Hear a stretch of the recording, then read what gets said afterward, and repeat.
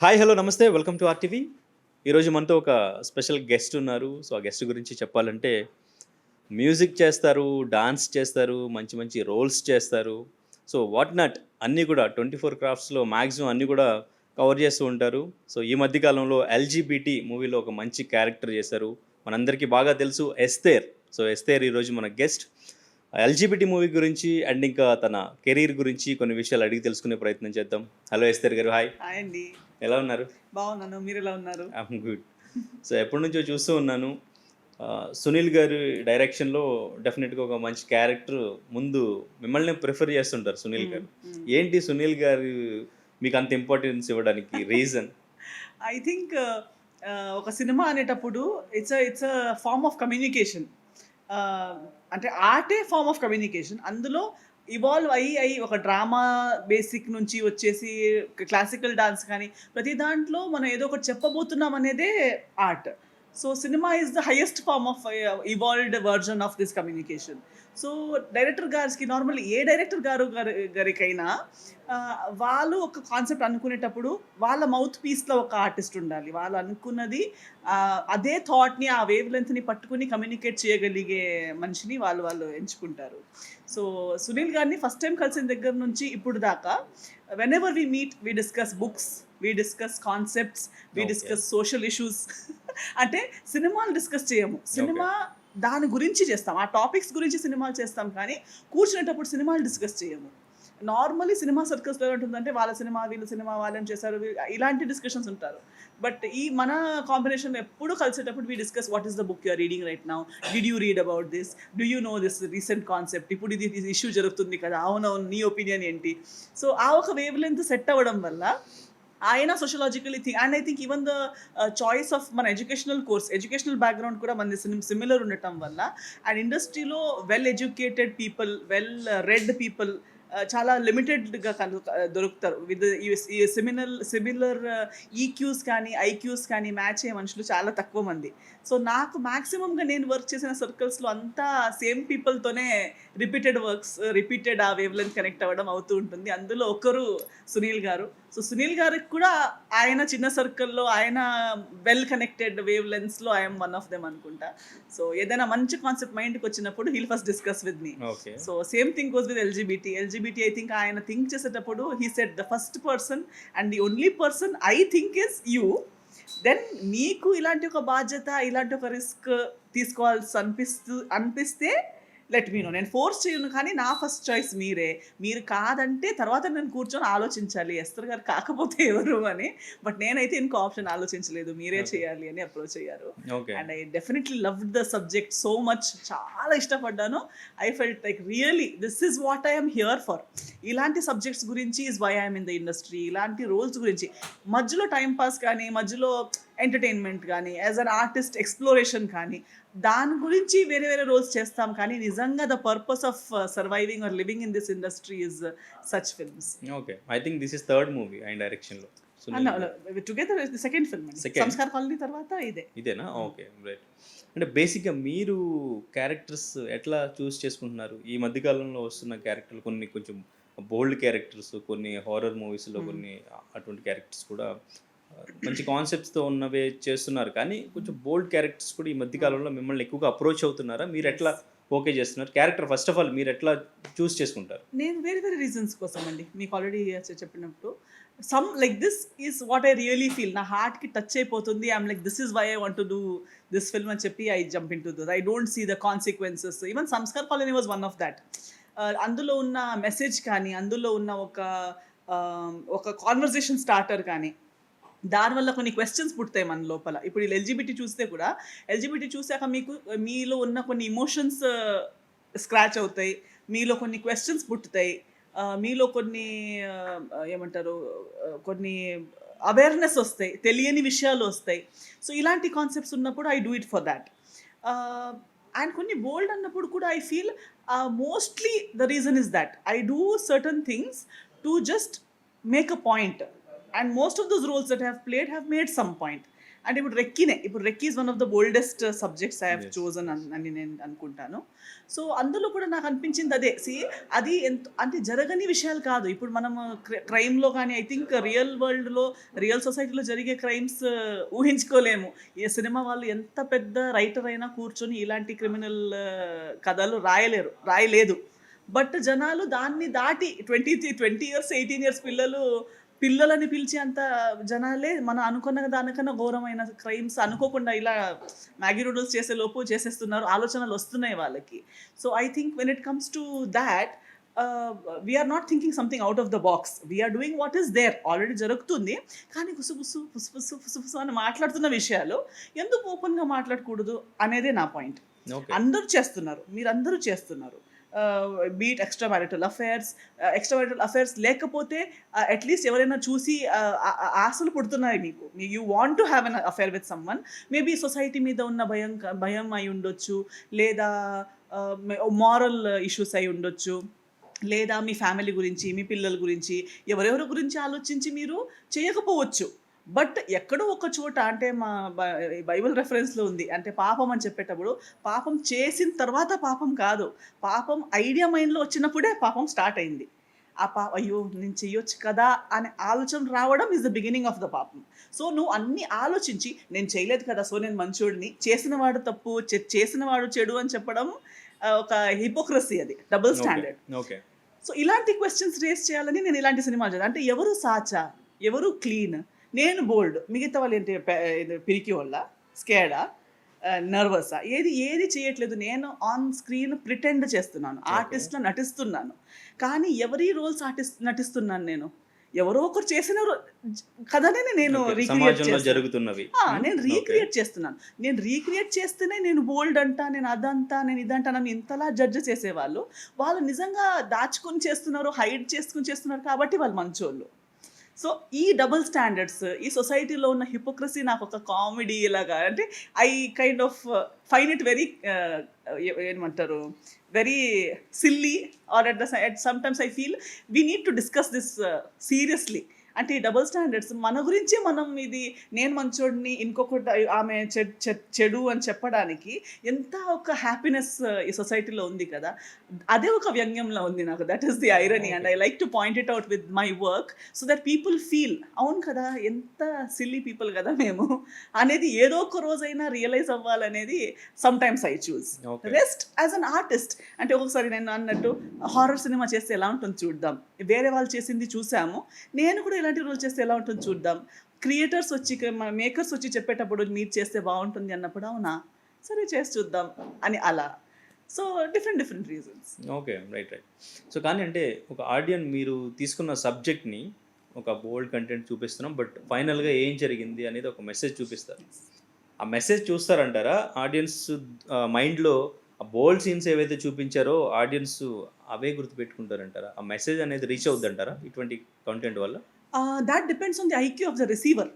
ఇప్పుడు ప్రతిదీ, ఇప్పుడు ఒక వినడానికి వెళ్తే కూడా ప్రవచనాలు చెప్పింది ఎంతమంది వింటారు, అక్కడ స్నాక్స్ కోసం ఎంతమంది వెళ్తారు, అక్కడ ఊరికే టైంపాస్ వేరే పని చేయడానికి లేదని ఎంతమంది వెళ్తారు, అక్కడ కూడా ఆడవాళ్ళని మగవాడిని చూడాలని ఎంతమంది వెళ్తారు. సో చెప్పడానికి ఏమంటారు ఆపర్చునిటీ వాజ్ ప్రవచన. కానీ ఆ ప్రవచనలో కూడా ఓన్లీ ప్రవచన కోసం ఆ ప్రవచనం విని బాగుపడే వాళ్ళు ఎంతమంది? అలా అయి ఉంటే ఈరోజు లోకంలో చెడునే ఉండకూడదు కదా. సో ఎంతమంది ఏం వింటారు, దేని గురించి దేన్ని చూస్తారు, దేని నుంచి ఏం రిసీవ్ చేస్తారు, ఎంతవరకు అబ్జార్బ్ చేయగలుగుతారు అనేది రిసీవర్స్ ఐక్యూ, ఇంటెన్షన్, ఇవన్నీ అప్బ్రింగింగ్, ఎడ్యుకేషనల్ క్వాలిఫికేషన్ ఇవన్నీ కౌంట్ అవుతాయి. So depends on what kind of audience is watching me. చాలా ఇంటెలెక్చువల్ ఆడియన్స్ మంచి వర్క్ని చూసుకొని చాలా అప్రిషియేట్ చేశారు కాబట్టి నేను ఇక్కడ ఉన్నాను. అదర్వైజ్ ఇప్పుడు చాలాసార్లు దిసే ఓకే మీరు అన్నట్టు బోల్డ్ ఫిల్మ్స్లో వర్క్ చేస్తారు, సెక్స్ ఫిల్మ్స్లో కనిపిస్తారు, మీకు అర్థమైంది ఆ సెక్స్ మాత్రమే, బికాజ్ మీ ఐక్యూ ఆ సెక్స్ వరకే ఉంది, దాన్ని దాటి వెళ్ళేంత ఐక్యూ మీకు లేదు, అది కనిపించలేదు. ఇప్పుడు ఏబిసిడి మాత్రం చదివే పిల్లలకి మీరు డిగ్రీ బుక్ ఇచ్చిన వాళ్ళు చూడు ఏ ఉంది అంటారు, కానీ ఏ వెనక ముందు ఉన్న వర్డ్ని చదివే నాలెడ్జ్ లేదు కాబట్టి ఏబిసిడి ఉంది కదా ఈ బుక్లో అని అనుకుంటారు. కానీ ఆ పెద్ద వర్డ్స్ని చదివి దాన్ని జీర్ణించే ఎబిలిటీ ఉన్నవాళ్ళు ఆ బుక్ వాల్యూని తెలుసుకుంటారు. So I think I'm unbothered. అంటే whoever he's only understanding ABCD, only ABCD వాళ్ళకి అవును మీరు అనుకున్నదే ఈ సినిమా అంతే. ఓకే. దాన్ని మించి నేను చూసి అర్థం కాలేని వాళ్ళకి చెప్పి అర్థం చేయించలేము.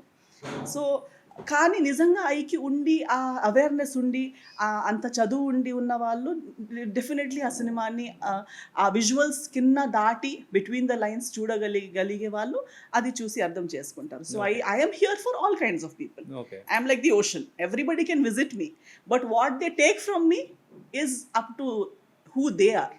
Okay, right. సో అంటే ఇక్కడ మీరు మ్యూజిక్ అంటే కూడా ఇప్పుడు యాక్టింగ్ని ఎక్కువగా సీరియస్ తీసుకున్నట్టున్నారు. వై? అలా ఏం లేదు, ఐఎమ్ బ్యాలెన్సింగ్ ఇట్ అవుట్. అంటే డిపెండ్స్, సింగింగ్ నా చేతిలో ఉంది. నేను ఎప్పుడైనా నేను నాకు ఫ్రీ టైం ఉన్నప్పుడు రాసుకుంటాను సాంగ్స్. నాకు ఇప్పుడు షూటింగ్స్ లేనప్పుడు నేను నా సాంగ్స్ షూట్ చేసుకుంటాను. సో అది నా చేతిలో, నేను ఎప్పుడూ చేస్తూ ఉన్నది. It's like my inbuilt thing, I can do it any time. సినిమాలు వచ్చేటప్పుడు చేయాలి, బికాస్ వేరే వేరే టీమ్స్తో చేస్తున్నాను కాబట్టి వాళ్ళ టైమ్స్, వేరే ఆర్టిస్ట్ వాళ్ళ డేట్స్, ఇవన్నిటిని బట్టి షూటింగ్స్ ఉంటాయి కాబట్టి వాళ్ళ కన్వీనియన్స్ని బట్టి చేయాల్సి వస్తుంది. ఓకే. సో షూటింగ్స్ లేనప్పుడు సాంగ్స్ చేస్తాను. అందుకే ఒక్కొక్కసారి సాంగ్స్ లేకుండా చాలా గ్యాప్స్ వస్తాయి, ఎందుకంటే సాంగ్స్ చేయలేకపోతాను. బ్యాక్ టు బ్యాక్ షూటింగ్స్ ఉన్నప్పుడు నాకు వచ్చిన గ్యాప్లో ఎప్పుడో ఒకసారి ఇంటికి వెళ్ళి కొంచెం రెస్ట్ తీసుకుందాం అనిపిస్తుంది. సో అండ్ ఇప్పుడు నా బిజినెస్, సెలాన్ బిజినెస్ కూడా, నా ఓన్ బ్రాండ్ ఒకటి నేను ఓపెన్ చేసుకున్నాను 2 years బ్యాక్. సో ఇప్పుడు అదొక ఇంకో ఏమంటారు డైవర్షన్ ఆఫ్ మై అటెన్షన్ కానీ ఎనర్జీ కానీ. So when I have free time now, there is another thing that I have to spend my time for. So అలా డివైడ్ చేస్తూ ఎవరికి ఎంత టైం ఇవ్వగలుగుతానో అలా బ్యాలెన్స్ చేస్తూ ఇస్తాను. యాజ్ యాక్టర్గా మీరు కెరీర్ స్టార్ట్ చేసినప్పటికీ ఇప్పటికీ యాక్టర్గా మీ గ్రోత్ చూసుకుంటే మీకు ఏమనిపిస్తుంది? I feel happy of course. మీరంటే ఏదైతే రీచ్ అవ్వాలి ఒక యాక్టర్గా అనుకున్నారో అది రీచ్ అయ్యాను అనుకుంటారా? ఇది ఆర్టిస్ట్ అనేది ఇట్స్ నాట్ రీచింగ్. అంటే ఇది అనుకుంటాం, ఎవరు అనుకుంటారు తెలుసా అలా, when you think of acting as a job. Okay. Acting నేను ఒక జాబ్ లేదా ఒక డెడ్ ఎండ్, అంటే ఒక నేను మేబీ నేను ఒక డబ్బు అనేది ఒక డెడ్ లైన్ ఇచ్చి నేను ఇంత డబ్బు సంపాదించిన రోజు ఐ హ్యావ్ రీచ్డ్ అని అనుకుని ఉంటే then maybe there is an end to it. But I'm not thinking of this as a job or money making, అలా ఆలోచించట్లేదు. సో నాకు ఇది డెడ్ లైన్, ఇది వస్తే నాకు వచ్చినట్టు అని లేదు. ఆ art is again like an ocean. ఎంత డీప్ వెళ్ళినా అంత లోతుంది, ఎంత ముందుకు వెళ్ళినా అంత లెంత్ ఉంది. There is enough width and depth in this industry and in this art form. ఎంత చేసినా అందరూ చేసింది నేను చేయలేను, ఇంకా చేసేది చాలా ఉంది. నేను నాలా ఉండి కొత్తగా ప్రయత్నించే థింగ్స్ చాలా ఉన్నాయి. So have I explored everything? No. So unless I have explored everything, నేను చేసిన కొద్దిలోనే నేను అయిపోయానని నేను చెప్పొచ్చు, కానీ చెప్తే అది నిజం కాదు. ఓకే. సో నేను చేసేది ఇంకా చాలా ఉందనే నా నమ్మకం, నాకు చేయాలని ఉంది. సో దేవుడు నాకు ఇచ్చినంత రోజుల్లో, ఇచ్చినంత టాలెంట్లో, ఇంకా ఇవ్వాల్సిన బ్యాలెన్స్ ఉన్న ఆపర్చునిటీస్లో ఇంకా నేను డెఫినెట్లీ నా చేతుల్లో అయినంత. అండ్ ఐ థింక్ ఇంకా చూడండి, నా గ్రాఫ్ చూసినా నేను ఏది రిపీట్ చేయట్లేదు, అయినా కొత్తగా ఇంకా చేయడానికి ఎంత ఉంది. ఇప్పుడు కూడా ఎవరైనా వచ్చి నా కథ చెప్పేటప్పుడు అయ్యా నేను ఇది ఆలోచించలేదే, అవును కదా నేను ఇది చేయలేదు, చేద్దాం సార్ చేద్దాం. So that's how I feel. I have not done anything. I feel when I accomplish this. ఇప్పుడు ఈరోజు ఈ షో చూసి వచ్చాక అందరూ చాలా బాగా చేశారు, అవును కదా చాలా బాగా చేశాను. ఏది?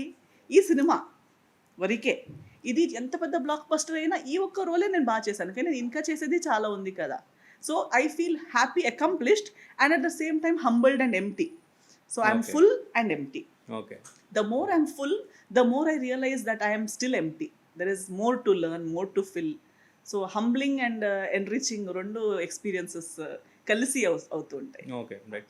బిఫోర్ జై జానకి నాయకులో కూడా చేసినట్టున్నారు కదా. అవునండి. అంటే పెద్ద సినిమాల నుంచి ఇప్పుడు మీకు ఆఫర్స్ రావట్లేదా, లేదంటే వచ్చినా కూడా మీరు క్యారెక్టర్స్ నచ్చగా చేయట్లేదా? రావట్లేదని చెప్పలేము, వస్తున్నాయి. ఓకే. అండ్ ఇప్పుడు చేస్తున్నాను కూడా, అంటే రాబోతున్నాయి, ఇంకా బయటికి రాలేదని. బట్ అదే వచ్చిన దాంట్లో కూడా I'm analysing what new am I going to do. Okay. Because now అంటే నాకు అంటే అన్నట్టు I'm not putting money as a deciding factor. కాబట్టి my deciding factor is how enriching is this film going to be. ఒకటి, నేను ఈ సినిమాకి ఏమి ఇవ్వగలుగుతున్నాను, అది కరెక్టేనా, నేను ఈ సినిమా చేస్తే బాగుంటుందా, ఈ సినిమా వల్ల నాకు ఏమైనా మంచిది అవుతుందా, నేను గ్రో అవుతాను ఆర్టిస్ట్ లాగా. దీనికన్నా నేను ఒక చిన్న సినిమాల్లో చాలా మంచి రోల్ చేస్తున్నానైతే అదే డేట్స్ వీళ్ళు అడుగుతుంటే preferences where I'm getting the meatier role.